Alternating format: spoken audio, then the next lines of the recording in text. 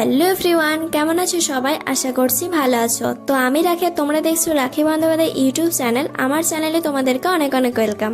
তো মামা বাড়িতে এসে 3টে দিন তো খুবই এনজয় করেছি। তো এবার বাড়ি যাওয়ার পালা, তাই মনটা একটু খারাপ লাগছিল, কিন্তু কি আর করা যাবে। এই 4টে দিন কিন্তু খুবই এনজয় করেছি।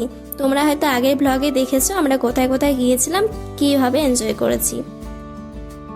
তো এখানে প্রথমে যাচ্ছি এখন বাস ধরতে। আর দেখো রাস্তাটা কত সুন্দর লাগছে, পুরো ফাঁকা।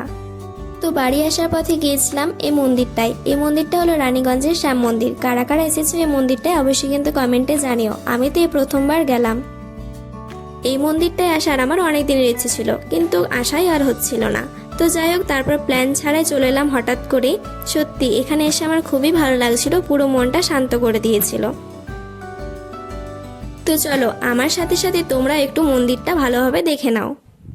तुम ही मेरा प्रेम राधे, तुम मेरे विश्वास में देखता हूँ तुमको मैं हर पल हृदय के पास में। तुम मेरी बंसी की धुन में, तुम मेरी हर श्वास में राधे,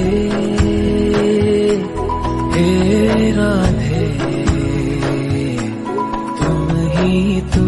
তো এই মন্দিরে বেশ কিছুক্ষণ ছিলাম, সত্যি ভীষণ ভালো লাগছিল। এখানে মা আর আমি আর দিদি এসেছিলাম। তারপরে এখানে বেশ কিছুক্ষণ সময় কাটানোর পর চলে গেলাম বাড়ির দিকে, কারণ বাস ধরতে হবে, বাড়ি ফিরতে লেট হয়ে যাবে। তো এখানে খেয়ে নিলাম ছোলা বাটোরা, তারপরে বাস ধরে চলে এলাম বাড়ির দিকে। তো মামা বাড়িতে 4টে দিন যে কিভাবে পেরিয়ে গেল সত্যি বুঝতেই পারলাম না। খুবই এনজয় করেছি সবার সাথে। সত্যি সবাইকে খুব মিস করছি। ভিডিওগুলো দেখে আমার পুরোনো কথাগুলো মনে পড়ে গেল। তো এইভাবেই কাটলো এবারের মামাবাড়ির দিনগুলো। আশা করছি তোমাদের অনেক অনেক ভালো লেগেছে। আমি যতটা পেরেছি তোমাদের সাথে সবটাই শেয়ার করেছি। তো চলো সবাই খুব ভালো থেকো, সুস্থ থেকো, সাবধানে থেকো। দেখা হচ্ছে অন্য কোনো ভিডিওতে। টাটা।